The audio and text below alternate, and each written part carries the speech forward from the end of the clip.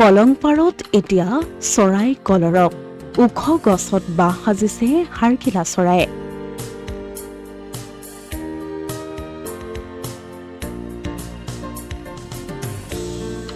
হাৰগিলা চাবলৈ এতিয়া ভিৰ কলঙৰ পাৰত।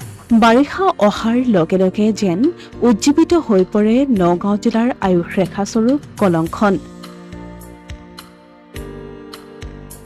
এইকেইটা দিনতেই খৰস্ৰোতা কলঙৰ সেউজ তীৰত যেন প্ৰাণ পাই উঠে গছ লতিকা পশু পক্ষীয়েও। নগাঁৱৰ চামগুৰিৰ বকুলতলৰ কলংপাৰতো এতিয়া হাৰগিলা চৰাই কলৰৱ।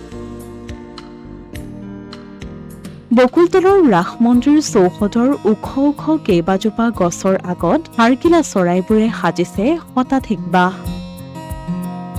এতিয়া হাৰগিলা অৰ্থাৎ শামুক ভঙা চৰাইৰ প্ৰজননৰ সময়। চৰাইবোৰে গছৰ আগত বাঁহ সাজি কণী পাৰি পোৱালি ফুটাই প্ৰতিপালন কৰা সুন্দৰ দৃশ্যবোৰ উপভোগ কৰিবলৈ ঠাইখনত নিতৌ ভিৰ কৰিছেহি বহুজনে। ঠাইখনৰ নাম বকুলতল। বকুলতল আমাৰ কৃষ্ণ মন্দিৰ প্ৰতিষ্ঠা হোৱাৰ প্ৰায় আজি ৮০ বছৰ ওপৰ হ'ল, ৮৬ বছৰ হৈছে। আৰু আমি কৈ থাকোঁ যে আমাৰ কলং নদী যমুনা সদৃশ কলং নদীৰ পাৰতে আমাৰ মন্দিৰডোখৰ।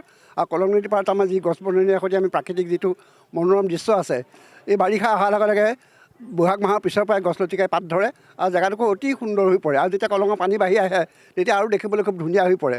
আৰু তাতোতকৈ অতি সুখৰ কথা যে আজি অলপ দিনৰ পৰা 10 বছৰমানৰ পৰা আমাৰ এই কলঙৰ পাৰৰ গছকেইজোপাত বিভিন্ন ধৰণৰ পক্ষীকুল আহি আমাৰ শামুক ভঙা হাৰগিলা বুলি কওঁ, হাৰগিলা পক্ষী প্ৰায় 100ৰো ওপৰ পক্ষী আহি পেলাই ইয়াতে বাঁহ সাজে। আৰু তেওঁলোকে আপোনাৰ কণী পাৰি পোৱালি জগায়। পোৱালি জগাই 4-5 মাহ থকাৰ পিছত তেওঁলোকে অক্টোবৰ মানত ইয়াৰ পৰা গুচি যায়গৈ। প্ৰায় 1000মান পোৱালি লৈ তেওঁলোকে ইয়াত আকাশত যেতিয়া উৰাই পোৱালিক শিক্ষা দিয়ে, প্ৰশিক্ষণ দিয়ে, এইটো অতি দেখিবলৈ মনোৰম হৈ যায়। তেওঁলোকে 3 মাহ ইয়াত পোৱালি জগাব। 3 মাহ পোৱালি জগাই 3 মাহ পোৱালিকে তেওঁলোকে প্ৰশিক্ষণ দি ওপৰত উৰাই শিকাই বুজাই লৈ পেলাই তেওঁলোকে অক্টোবৰ মানত ইয়াৰ পৰা গুচি যায়। স্থানীয় ৰাইজেও চৰাইসমূহক দীৰ্ঘদিন ধৰি প্ৰদান কৰি আহিছে সুৰক্ষা। ঠাইখনত হাৰগিলাৰ আশ্ৰয়স্থলৰ অভাৱ নহবৰ বাবে বকুলতলৰ ৰাইজে সময়ে সময়ে ৰোপণ কৰি আহিছে বৃক্ষ, যাৰ বাবে সহস্ৰাধিক হাৰগিলা চৰাইৰ বাবে নিৰাপদ আশ্ৰয়স্থল হিচাপে পৰিগণিত হৈ পৰিছে কলংপৰীয়া বকুলতল। কেনেকুৱা ধৰণৰ আমি এতিয়া প্ৰকৃতি জগতক বাদ দিতো আমি মানুহ চলিব নোৱাৰোঁ।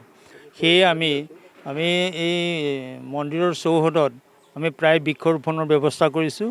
আৰু লগতে আমি এই পক্ষীকুল হাঁহগিলা যি চৰাই আজি 10-15 বছৰ ধৰি ইয়াত এই ডাঙৰ গছকেইজোপাত তেওঁলোকে বাঁহ লৈহি প্ৰায় 6 মাহ 8 মাহ থকাৰ পিছত তেওঁলোকে পোৱালি ইয়াত জন্ম দিয়ে।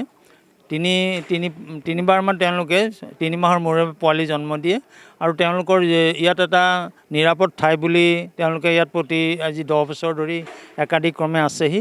আৰু আমি কোনো দুষ্কৃতিকাৰী বা পক্ষীকুলক ধ্বংস কৰিবৰ কাৰণে বা কোনোবা চিকাৰী আহি যদি অনিষ্ট কৰে তাৰ কাৰণে আমি আচলতে ইয়াত সচেতন এটা নিৰাপত্তা ৰখিও আমি ব্যৱস্থা কৰা হৈছে, যাতে পক্ষীসকলে সদায় নিৰাপদে থাকিব পাৰে।